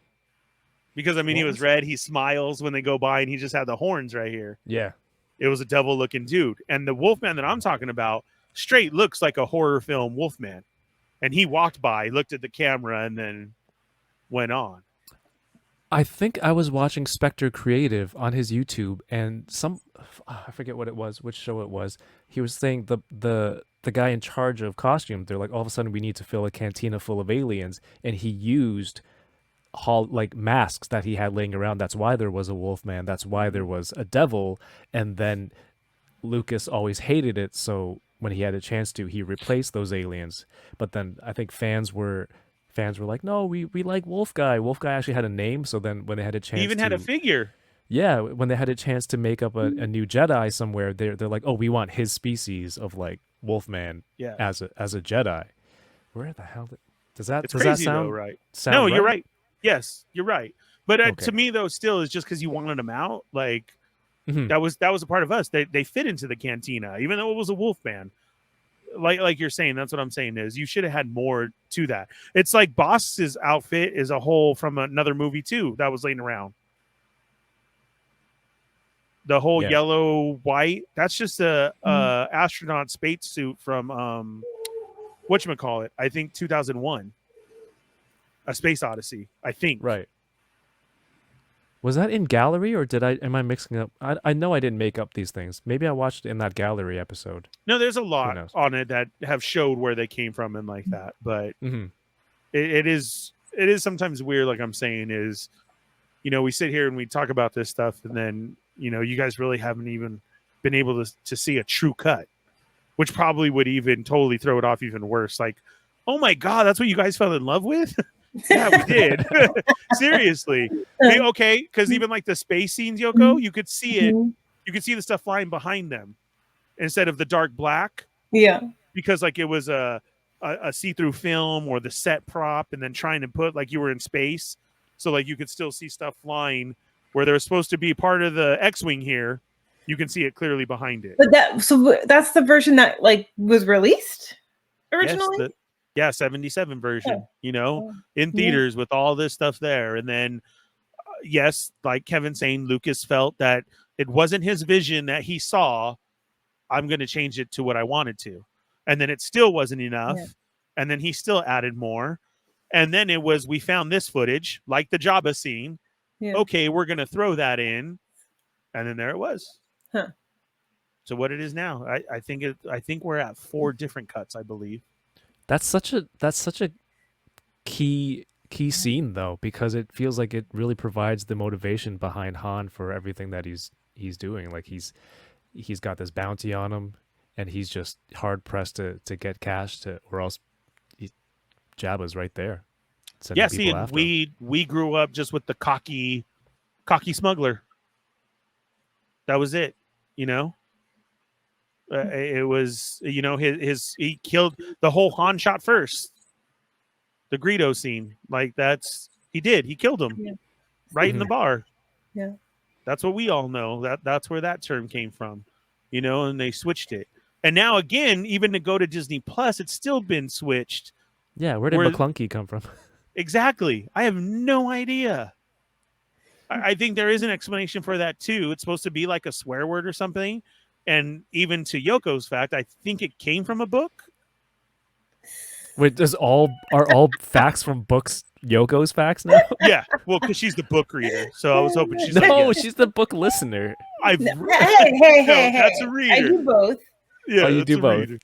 You prefer? So, okay, yes, I do. I think McClunky. I believe so. Take my nerd card from me, but I think it was from a book. And then, but again, too, why throw that in there? Why did you feel that once did it add anything? Did it add anything to that scene to say McClunky all of a sudden? Right? No, McClunky. No. Like, and you said it after you died. Like he got shot, McClunky. Like, what are your famous last words? Right. Yeah. See, so it's always ever changing. So, just to bring it all back, I'm glad when classics still hit like that. I mean, and talk about a classic, because when I see Princess Bride as of now, I'm looking in his room at like all the cool stuff. He has action figures, but I think he had a He-Man behind him, Fred Savage. There's a Captain America, I believe, from Secret Wars. But okay, wait, this was my question. Was Fred Savage like the best known actor in that movie at the time? That's what I was wondering, and I'm like, is that why they added these scenes in? No, not at all. I believe that was his first one. I actually think he did commercials before that. Wonder Years hadn't started yet? I thought he looked about. No, Wonder Years was after. Yeah, he probably got Wonder Years because of the movie. I think his was commercials. Okay. I thought the grandfather was one of the actors in prosthetic, in like an old mask, and then is it? He has some prosthetics on. He's the old TV show Columbo. No, I thought he was going to be like one of the actors in the Princess Bride in the storybook story. In the stories that he's telling. That's what I was expecting too, actually. He's like, aha! Yeah. Pulls back the mask. I think Tom even Cruise, more Mission so, Impossible. exactly, he rips off the whole face. I think even more so to what you were saying about Fred Savage is he wore the prosthetics to look different because he was very well known for Columbo, the TV show. So let's not have Columbo come out telling the story. We need Grandpa, right? Like, we'll make him look older. I like it though. I mean, you know, going back on the theme of, do I like a movie enough that I want toys? You know, Ghostbusters. I'm still looking for a not Hot Toys. Hot Wheels. Hot Toys is very different. Hot Wheels Ecto-1. I messaged Yoko. I'm like, I like this movie enough, and I like the characters enough that I want toys, but I don't like the movie enough that I want the McFarlane toys. So same as you. But I mean, if I see it on sale, clearance style, I will rescue it, I believe.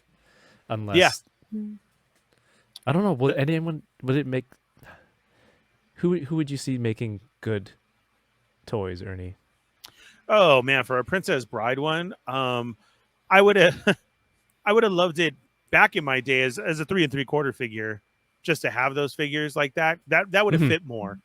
I mean, because we had, put it this way, we had Robin Hood figures come out from the movie Robin Hood from Kevin Costner, which was years later. I have and those. that just took like Ewok sets and turned them into from the movie and like that. So do you get what I'm saying? That style of, you could have made Princess Bride figures as far as that, like reaction figures. Yeah, almost to that point. Yeah, like you know how I finished watching Alien and Aliens, and I went to buy like you didn't need the NECA shelf stuff. space. Yeah, I didn't want the NECA stuff. I looked at some of the Hia sounds. I don't remember how it's pronounced, but the stuff that Paul's been getting into, the 118th Aliens, they look pretty good, but I don't think I need to get it there. So yeah, I went with the reaction Alien stuff, and I'm still looking for more. So if they made those, yeah, I could see that being shelf worthy.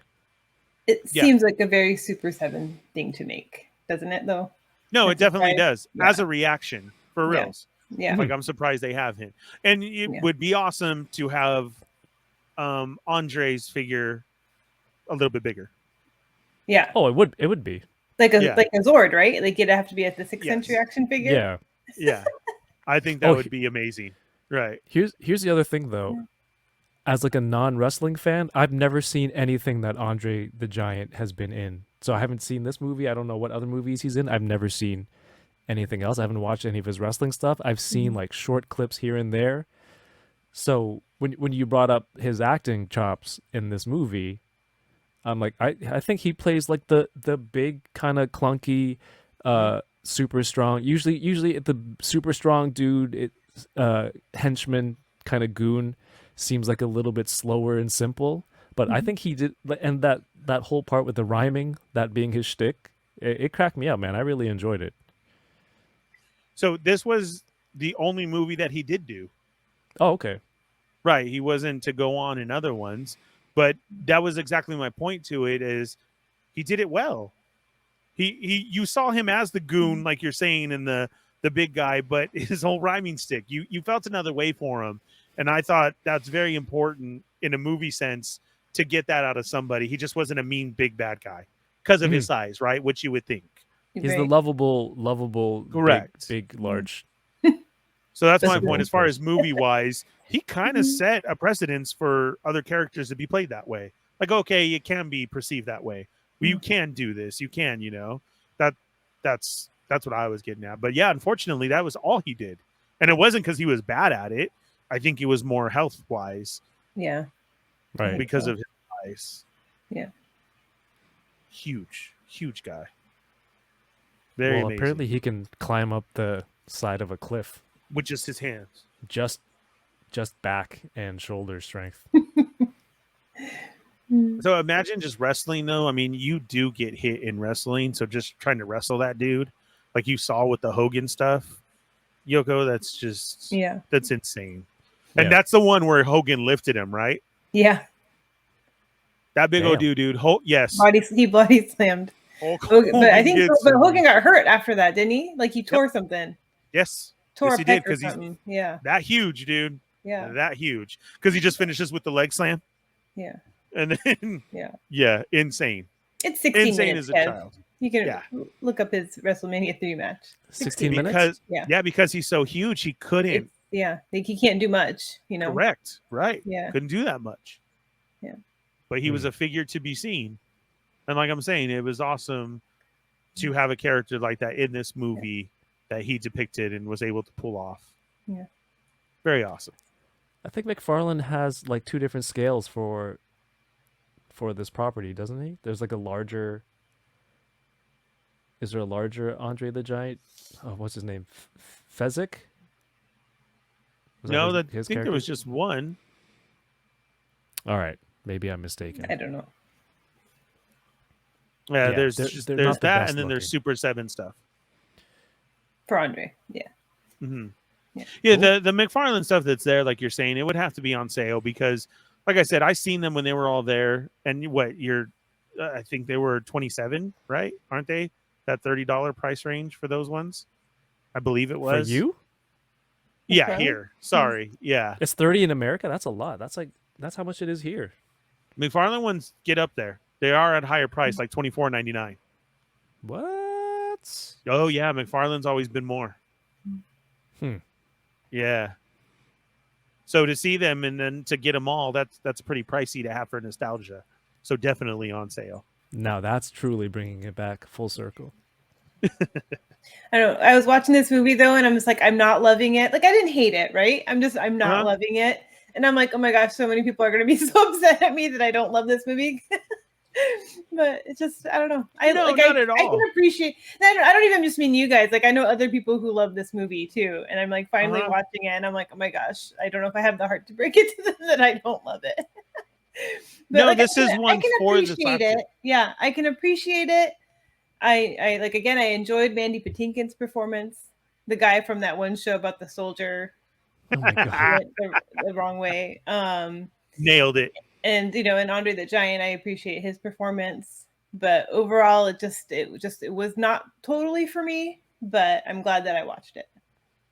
Oh, the Fezzik figure from McFarlane is called a mega figure, I guess, because of his size. Because of his rock. size. It comes with a rock that he throws. Mhm. I liked him. He's like, I don't miss. Like I could have hit you and killed you if I wanted to. I love how he even sounds because he's so huge. Yeah. You know, I'm like when he's rhyming that deep, right? You know where it took a weird turn for me? There was the albino that they called him, who had him chained up in the secret lab. First of all, the whole gag where he's like, he talks like this, you are here, and then he clears his throat and he actually has like a proper regular voice. I'm like, okay, that's funny. That seems like something out of Robin Hood Men in Tights, you know? Yes. It seemed out of nowhere. It was funny. I still liked it, but then the whole like this machine that just sucks life with suction cups. I'm like, okay, I guess they're just trying to wrap up the story now. You know, that was a little bit weird. That was the turning. Billy that was the Crystal. weird I turning didn't point. realize Billy Crystal was in this either. But like 2 words out of his mouth, and I was like, oh, that's Billy Crystal. Very as- distinctive, right? Yeah. Was it Magic Max, something like that? The Yeah. old dude? Yeah. Yeah. Magic Mike. Yeah. No, that's Miracle Max. Yoko, you watched a different movie. You watched something else. Yeah. Yeah. Then she went straight into Princess Diaries. I watched this and then great. Attack of the Clones. Yoko watched this and then Magic Mike. Right. And Princess Diaries.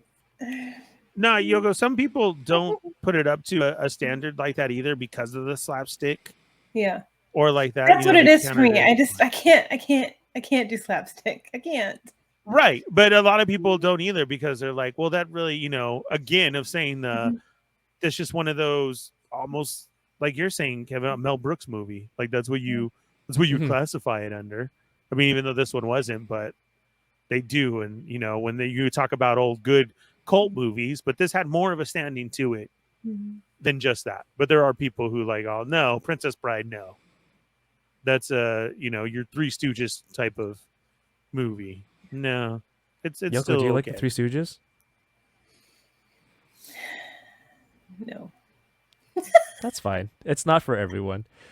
But yo, they randomly roll down the hill, and then she's like, "Oh my god!" Oh my god, that and then part, she starts that was taking the a tumble. part.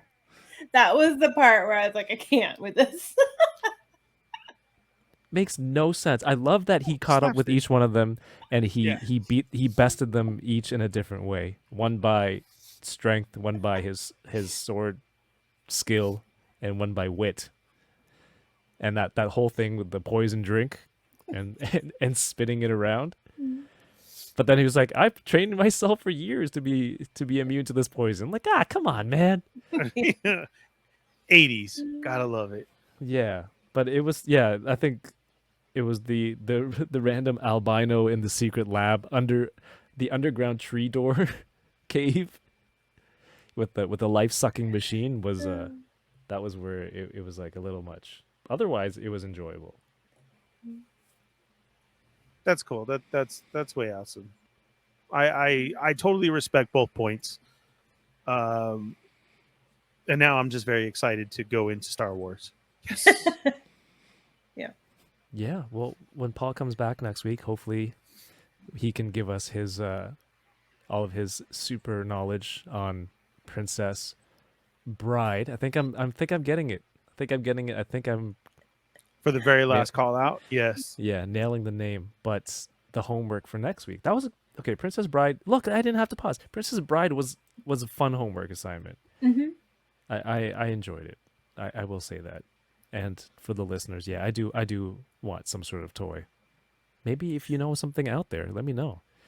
If it's not just McFarlane.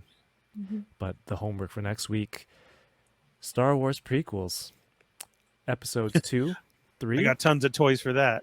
Episodes 1 optional. I think when ideally when I first had kids, How I can was you gonna say tell them, Phantom Menace is optional now? Duel of because the Fates, man. Duel of the Fates. yeah, that's true. Okay, let me strike that from the record. It's not optional. You're right. Just And watch Qui-Gon. Yeah. watch the Put some respect on his name. watch the Toby. Is it Toby who did the cut with no Jar Jar? He re-edited. I don't know anything No, about it was this. Topher. It was Topher Grace who recut episode 1 to remove Jar Jar. and Topher let the movie- Grace did? It was one of those two. That's another Matt Damon, Ben Affleck mix up. Tobey Topher Grace. Maguire and Topher Grace? Yeah. This is a real thing? I don't even know this one. One of those two recut episode 1 and removed all of Jar Jar's scenes, and Took all Jar Jar I'm out. pretty sure it's Topher Grace. Took all Seems Jar like a Jar. Topher Grace move. Obviously, like it made no effect. Sorry, not that it made no effect. Jar Jar made no effect on the movie because the movie was still like watchable. I think he made an improvement moving all of his scenes where he wasn't important. Obviously, the Gungans and all that stuff is a huge part of the war on Naboo. But him like rolling over those balls and spilling them by accident and saving the day. You haven't heard about this, Ernie? No, that it was removed. I'm still stuck on my conspiracy theory out there. I've never heard that one before of him being removed. The one that I'm full into is that the movie was about Jar Jar and that he was supposed to be the Sith character. He was the Phantom Menace. Because have you guys ever heard that? Mm-hmm. Okay, first of all, I don't think mine's not a theory, but I would like to hear yours. No, well, it kind of is. If you're going to cut him out and show it, like, see, this is still good without him. Like, okay. But the theory was out there, because this is weird. It's called the Phantom Menace, right? When we're all going into the movie knowing exactly who Palpatine is. Mm-hmm. We know he's going to turn into the Emperor, everything that's going to set up, right? Like, that's not your Phantom Menace. Like, why would you call it that? That the theory is out there that it was supposed to be Jar Jar. Jar Jar was going to be this evil Sith Lord that was then infiltrating behind them with that by being this stupid character because he had yellow eyes. There are some scenes in the back when Qui-Gon or somebody is talking, giving orders, Jar Jar is mouthing the same orders as if he was using like mind control, a Sith mind thing to all go into play. All And right, then I'm gonna need I'm need serious. timestamps. You're saying Jar Jar was a Sith that was Sith mind tricking a Jedi to Jedi mind trick somebody else? No, he was mind tricking Qui-Gon and Obi-Wan into making. This has always been the Emperor's plan, right? He had everything he needed. He just always needed to be to put in motion. Like we get into Clone Wars and all that stuff. So it goes into further with that is there's scenes where he's in it, he's behind, and he's mouthing exactly what Qui-Gon is saying to Amidala to make her do something. So he was doing the whole Jedi mind trick to Qui-Gon to further the plan out. The way that he flips and does stuff, like the scene where the tanks come in and he has fallen from the second level and like that. If you're watching him in the background while Obi-Wan and Qui-Gon are fighting the droids that are all coming at him, he's freaking doing flips and going back and forth like perfectly when he was supposed to be this stupid idiot. The way that he fell, right? So the theory is that he was the Phantom Menace. It was going to be revealed that way. Then it came out real campy. The kids liked him. And then he changed direction and went somewhere else. Because then in the second one, where in the hell did Darth Tyrannus come from just all of a sudden? Count Dooku shows up talking, oh, I'm the other Sith. Where did that come from? He just showed up. He wasn't a part of the story, no anything. I'm Count Dooku. And it's so funny that we all still call him Count Dooku because he was never Count Dooku. He was Darth Tyrannus. Like, technically, he was the Sith Lord Darth Tyrannus, but we always call him Count Dooku, right? Mm-hmm. Because he was the Jedi Count Dooku. But he was just thrown in there. He was written in like, hi, okay, story change, I'm here. To where that would have been Jar Jar. That's the conspiracy theory out there. Maybe there's in the multiverse. But then what was Maul? Part of the plan too, though. But I'm saying to go into the real plan of a Phantom Menace in that one. Yes, he had Maul show up, who was there to do that. But then also leading the way of this was Jar Jar. And then he was going to reveal himself. That was the whole capturing Obi-Wan. But then they just plugged in Dooku. I don't out know, of nowhere. man. I don't know about this Facebook theory. I know. It's crazy. I did read a little bit about this before, not quite to the detail that Ernie just went into, but I don't know if I buy it. I don't know. I half buy it. I half don't buy it. Palpatine is from Naboo. Maybe they knew each other as children. It's Jar Jar and very and hard Sheev. because then it went into the marketing and the slapstick of, kids laughing and blah, blah, blah. And then it was like, oh, wait a second. What? Yeah. We're going to sell more toys if he stays that way. Yeah, you can't turn the biggest cash cow into a bad guy now. Right. And then ended up everybody hated him. Oh, stupid Jar Jar. And yeah, there's a lot to it for reals because it's the points that are made are in the movie. Like you can see it like, oh, we will hell? Watch for that as we do our homework. Watch him flipping, watching some of the scenes. Just try not to direct on the front scene. He's always in the background doing something like that mouthing and like I said, that whole flip scene. For the mouthing, for sure. For sure. I used to have it all keyed up. Has anyone ever asked the actor, is it Ahmed Best, about this theory? That would be cool to hear. Not to my knowledge. Not that I know. Why don't you get him on? Or announce him for our show. There you go. Join us next week when we're going to have Ahmed Best and totally put this theory out there and blow Star Wars world mind right before Celebration. Yeah, steal their thunder. Dang, and then me and Yoko walking in, they're like, "Oh my God, those are the ones from Boba Squadron. They just blew the lid off of Star Wars. Jar Jar's a Sith Lord." I don't know that we could take credit for that. If it was all true, if he came on here and it was like, "Yeah, you guys are right." I've been holding this secret You didn't make forever. it out. You weren't the one who pointed out or noticed it though. We just talked about it. We'd be stealing someone else's theory. No, I'm saying we'd be the show to get the credit to, yes, it was true. He came on this show and said it. Confirmed. Boba Squadron confirms. We are good at getting Star Wars stars to confirm things. There you go. So see, that's where it comes from then. Right there. I mean, yeah, somebody else had this theory a long time ago. We're just the ones to confirm it. Yeah, and that'll be episode 10. Yeah. And then The He's got to be confirmers. pissed, right? just drop the mic. Nobody liked Jar Jar. In all honesty, it really sucks. He had a lot of mental stuff after it. He Yeah. had some breakdowns. From it, yeah. Yeah. Damn. On the serious tip, which is really stupid, guys. It's Star Wars. Leave people alone. Like, he's not the one who said, "Hey, I'm gonna be Jar Jar and I want to do this." Yeah, he's Yeah. an actor. Those, he was directed to make those Yeah. kind of moves. But man, I think ever since having kids and seeing how kids perceive things differently, like how really things that grown-ups perceive as stupid, like, oh, that's lame. It's like children just find pure joy watching that stuff. It's like that's what Jar Jar was. That's how they were seen.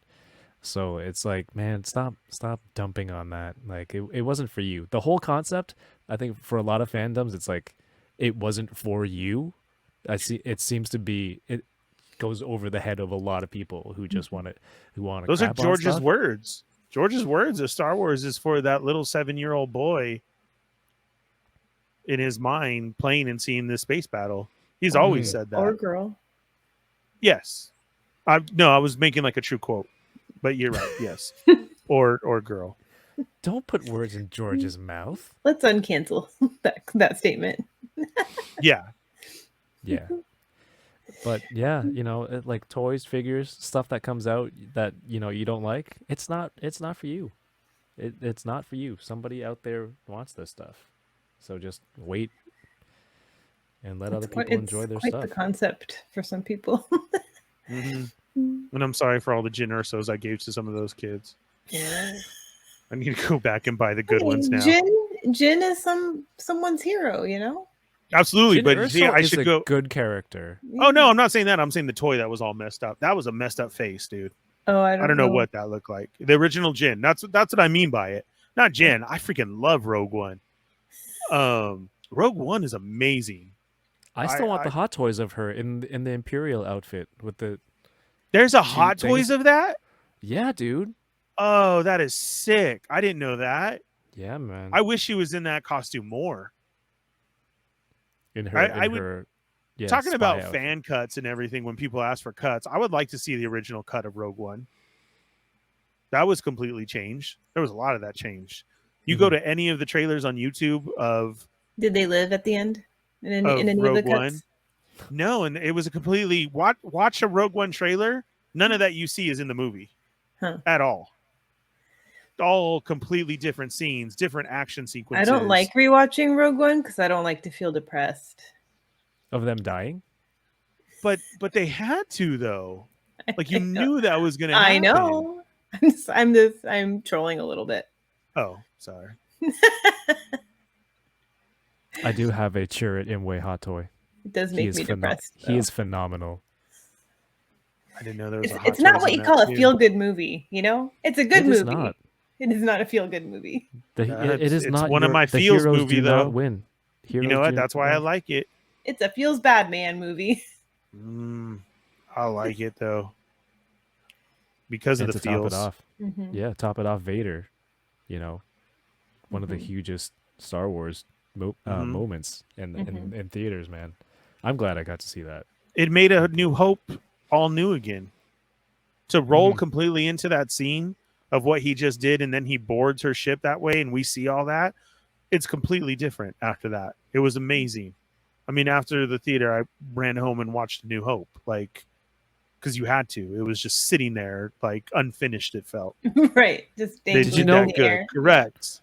The time it took you to get from the theater to go home and watch A New Hope was the same amount of time that Vader took to catch up to the ship. Probably. And break through the doors. You're absolutely right. And then be all as cool and intended. calm and collective after he just slaughtered everybody. Does It it was ever? amazing. Do you ever notice? And is there an explanation for this? That when you watch A New Hope, everyone pronounces it Princess Leia. All names that's like a shtick now of all the names from Han and Lando Han. doing it right. Yeah. But everybody says everything different constantly.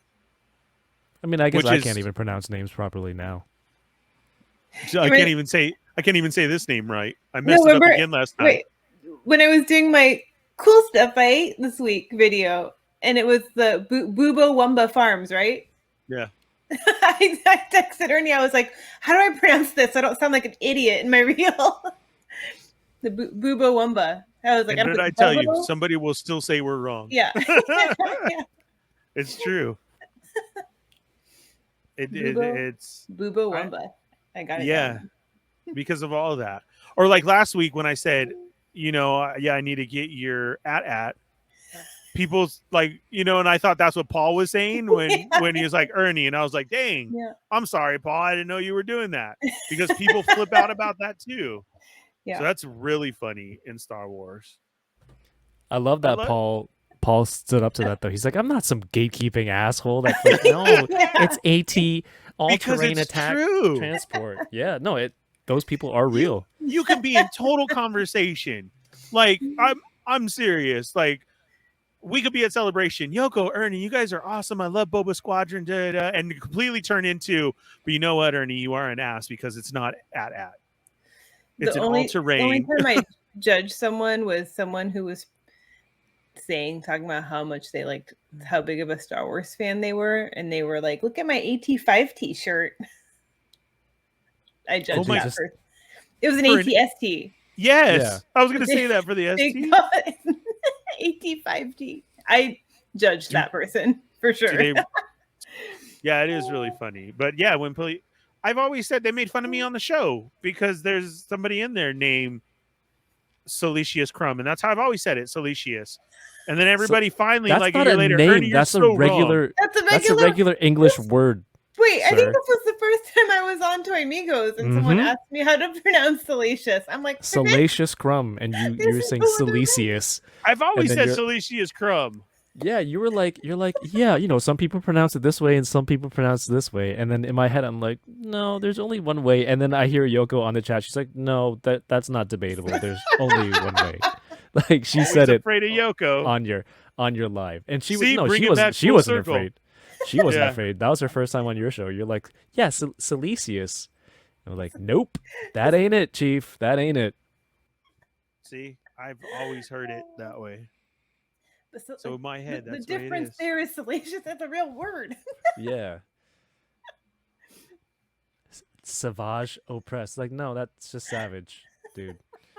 It is savage oppressed. I know. I'm messing with you. See, I was like, my honey always yells at me because I say grievous wrong. Always. Like when we first started dating, I say grievous. I swear that I've always heard it as grievous. There's General no Grievous. after the V. Sorry, it's General Grievous to me. And she always says, as soon as I'm done talking, I could be talking to somebody and she will pop up, Grievous. I'm like, yeah, General Grievous. And then you're like, oh, you're just this gatekeeping asshole. Never. I've always said that. So those are my two. Silicious Crumb and General Grievous. So with wrapping up all this classic movie talk, I'm so excited that the homework is episode 1, 2, and 3 of Star Wars. That's going to lead us right up into the premiere of Obi-Wan. And speaking of Obi-Wan, if you want to get geared up for it, I know if you went to toyingaround.ca, there's a brand new hat up on the merch page. It's a nice looking hat. I got Hello there. Yeah, check out the hello there. My pick is the blue. You can get it in all different colors, but I would choose the blue. I think that looks fresh. I kind of like the classic black and yellow, though, myself. It does. Well, it'd match the Spirit jersey you got on now for sure. But most of my hats are black, I feel like. Let the viewer choose, or let the listener choose. Yeah, because I feel like I chose wrong. I should have got a black and red Boba Squadron. I do like the black and red a lot. If you're listening to this and you have no idea what we're talking about, just go check out the video version, look at the or thumbnail. just go to the website and you can check out all the different colors. Boba Squadron gear, the hello there snapback, all up on toyingaround.ca. Yeah, options are great. It's great to have so many options. Is it time? This has been episode 9 of the Boba Squadron. Thank you so much for listening to us on the platform of your choice. Platform of your choice. Or maybe you're watching us on YouTube later in the week. If so, I apologize. If so, we're waving to you right now. Thank you so much for the follows, the subscribes, the shares, the comments, whatever is appropriate on said platform of your choice. We always appreciate the support. We'll be back for episode 10 next week before we switch gears to lives again. So keep your eyes out for that. Sure to be a good time. Oh, Yeah. that's it. Yeah. Okay. Did I forget something? No. No, that's it. Nailed it. Yeah, nailed it. Bye-bye.